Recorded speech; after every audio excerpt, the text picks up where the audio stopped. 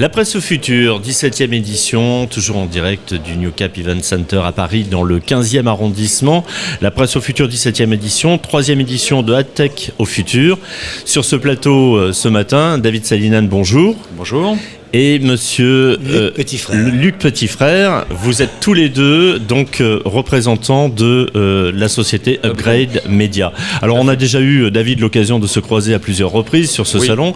J'aimerais quand même, pour celles et ceux qui n'ont pas eu l'opportunité de regarder les différents entretiens que nous avons eus ensemble, que l'on rappelle ce qu'est Upgrade Media. Bien sûr. Donc Upgrade Media est là pour accompagner donc les médias, la presse dans sa transformation numérique, donc dans sa transformation du point de vue de l'organisation, de la montée en compétences des équipes, mais aussi de l'accompagnement des dirigeants sur leur vision stratégique, mais aussi dans l'accompagnement le lancement de nouveaux produits. Donc par exemple, on a travaillé sur les nouvelles formules de la Provence. Oui, c'est bien de donner des exemples. Exactement. Donc nouvelle formule de la Provence, oui, c'est la nouvelle maquette. C'est ça, la nouvelle maquette. La nouvelle maquette le de nouveau print, logo, mais aussi la nouvelle maquette de leur site internet, j'imagine. Exactement. On a aussi travaillé effectivement sur la mise en page, la page web effectivement, et pour réactualiser les promesses. Donc ça c'est notre accompagnement effectivement pour aider à coller aux nouvelles attentes du lecteur. Et puis on a aussi travaillé sur le nouveau logo de la Provence, mais aussi de Corse Matin cette année. Donc effectivement vous intervenez auprès de vos clients sur différents problèmes, différentes demandes, et vous pouvez les accompagner à la fois sur l'aspect design, sur la mise en page, mais pas que. Alors c'est ça, on les accompagne sur la mise en place de nouvelles offres premium notamment. Là on travaille donc énormément avec de la data pour comprendre comment ils engagent leurs clients aujourd'hui et comment on peut demain partir à la conquête du client numérique. On travaille avec les éditeurs sur une nouvelle offre produit, donc pour les faire évoluer et être au goût du jour. Et puis avec Luc, on développe l'accompagnement, on va dire, d'un point de vue management, des organisations, parce que derrière, il faut que les hommes et les femmes puissent effectivement mieux travailler de manière beaucoup plus efficace pour porter les nouvelles ambitions. Ça nécessite des formations ? Oui, des formations, spécifiques. de l'accompagnement. Tout à fait. Oui. Des formations, de l'accompagnement, de l'explication des nouveaux enjeux et notamment d'aider les managers à relever les nouveaux défis, parce qu'effectivement, il faut de la cohérence, il faut amener les équipes à grandir. Et aujourd'hui, le manager, il n'est pas là il n'est pas là pour donner des ordres, il est là pour tirer le meilleur des équipes, les faire grandir. Et c'est pour ça qu'avec Luc, on a effectivement renforcé la partie accompagnement du middle management. Et cette année, vous avez effectivement un sujet qui vous tient à cœur, je crois.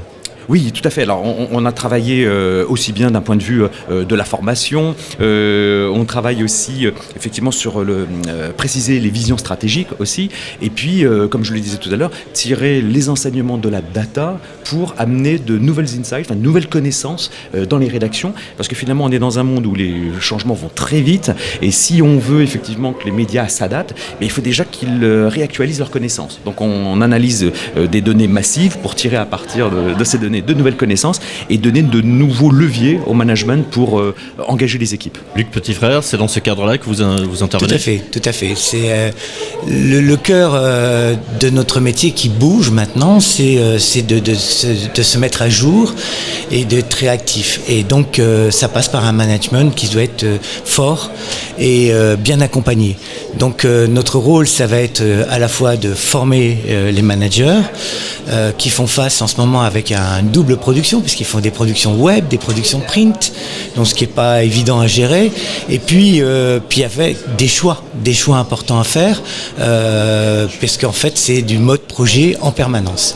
Donc notre rôle, ça va être de les accompagner, c'est aussi de leur donner une identité, puisque vous comprenez qu'on ne traite pas de la même façon des journalistes qui ont 20 ans, 30 ans de métier, des journalistes qui ont 2 ans ou qui débutent. Ça veut dire quoi, ça, concrètement ? C'est-à-dire que l'accompagnement, elle n'est pas le même, et qu'il faut savoir adapter son langage et son management. Ça ne veut pas dire que vous avez des journalistes qui sont réfractaires à l'accompagnement ou au changement de... Non, pas du tout. pas du tout.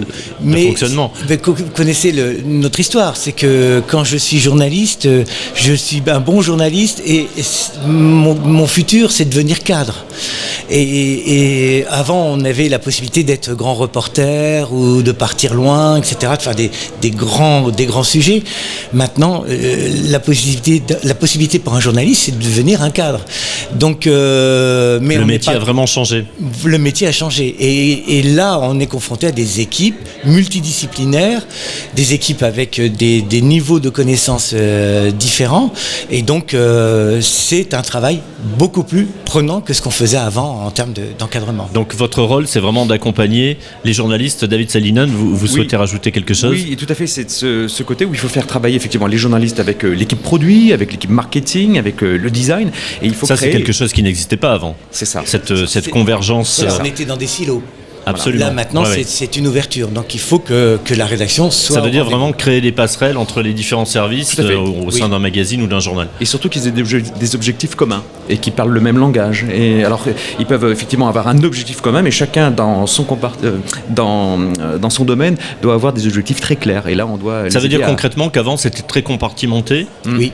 Et aujourd'hui, on a tendance à vouloir s'ouvrir, aller découvrir autre chose. Alors, on prend l'exemple de la télé où effectivement les journalistes qui arrivent en télé aujourd'hui font souvent du reportage avec une caméra embarquée, ils font de la technique, ils font du montage, ils interviennent sur le net et sur la presse écrite, c'est un petit peu le chemin que l'on prend.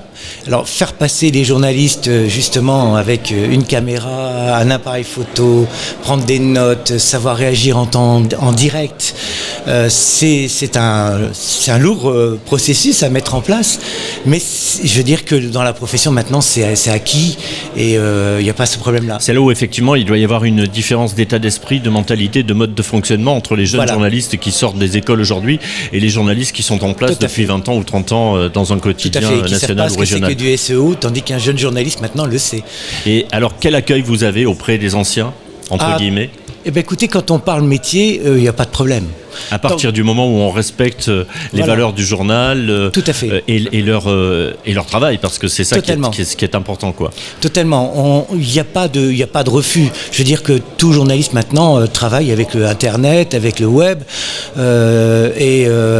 donc c'est quelque chose qui est acquis.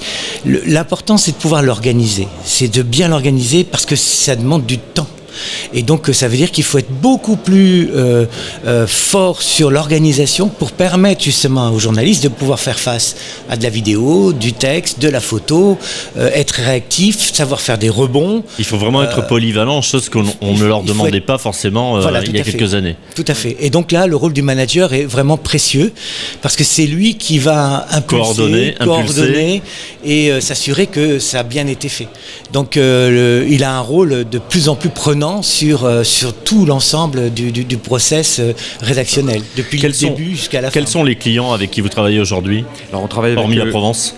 Avec le groupe Rossel, et notamment la Voix du Nord, avec le groupe, la Provence et Corse Matin, avec qui on travaille. On a aussi mis en place des programmes de formation avec Luc pour La Dépêche. D'accord. Et puis on a aussi...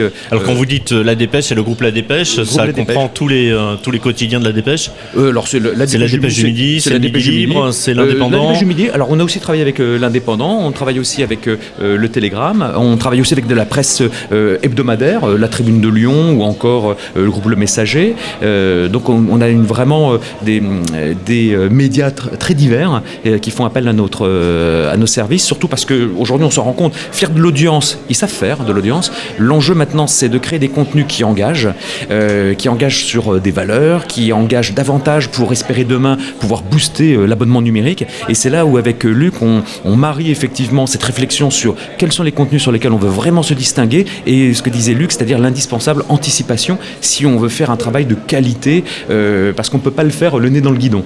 Et c'est là où le manager doit apprendre à piloter ses équipes, mais piloter aussi ses contenus. Merci à vous. Merci. Luc Petitfrère, David Salinen, vous représentez la société Upgrade Media et vous êtes présent sur ce salon au stand numéro 23. 23. Merci.